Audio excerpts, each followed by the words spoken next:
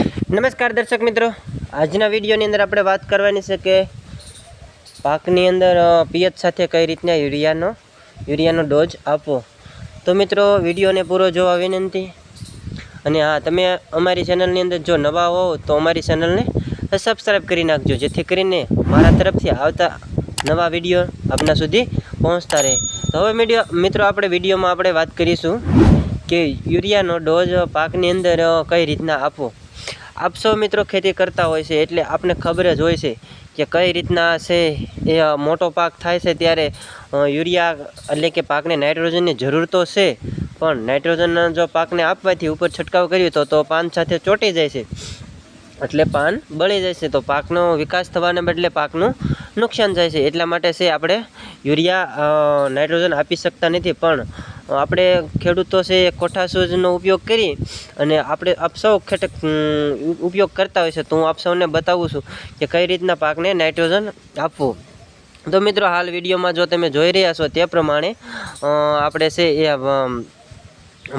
ડ્રમથી પહેલાં પાણીનો ભરી લેવાનું છે અને પછી એની અંદર યુરિયા નાખી અને પછી પિયત સાથે નાઇટ્રોજન આપી શકાય છે। મિત્રો જો તમને વિડીયો સારો લાગ્યો હોય તો એક વખત વિડીયોને લાઈક કરી દેજો અને ચેનલને સબસ્ક્રાઈબ કરી નાખજો। જો આ ડ્રમમાં પાણી ભરેલું છે એમાં તમે યુરિયા નાખી દો। હમણાં જો ઓલા ભાઈ યુરિયા નાખશે એટલે તરત જ પછી છે એ યુરિયા પાણીની અંદર ઓગળી જાય છે અને સીધું પિયતમાં નાઇટ્રોજન ભળી જાય છે। આના બહુ સારામાં સારા ફાયદાઓ પણ છે, એ ખેડૂતોને ખબર હોતી નથી, કેમ કે ખેડૂત છે પોતે ખેતી કરતો જ જાય છે, મહેનત કરતો જાય છે અને પાક છે એ પકવતો જાય છે, પણ ખેડૂત પોતે ક્યારેય એવું વિચારતો નથી કે પાકને કેટલો બધો ખર્ચો થયો છે તોય પાકનો પૂરતો ભાવ મળતો નથી।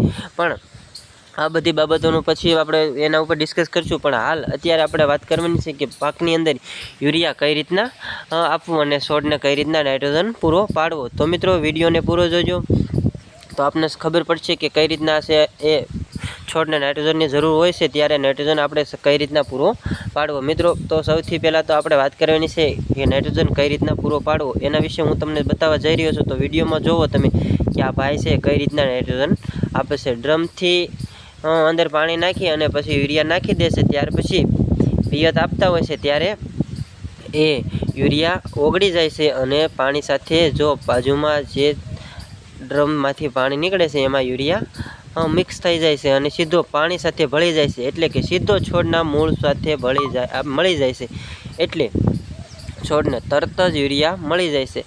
આવી હાલ જો તમને આ માહિતી સારી અને સાચી લાગી હોય તો એક વખત વિડીયોને લાઈક કરી દેજો અને ચેનલને સબસ્ક્રાઈબ કરી નાખજો। જો આ જે રજકો છે આ બાજુમાં તમે જોઈ રહ્યા છો એ રજકો છે, એની અંદર જ હાલ નાઇટ્રોજનનો અછત હોવાને કારણે આપણે નાઇટ્રોજનનું પ્રમાણ આપવામાં આવ્યું છે, જો જેથી કરીને છોડનો વિકાસ થાય છે અને ઝડપથી વાઢ રજકામાં આવે છે। તો ફરી મળીએ નવા વિડીયો સાથે, ત્યાં સુધી હાલ રજા લઈએ।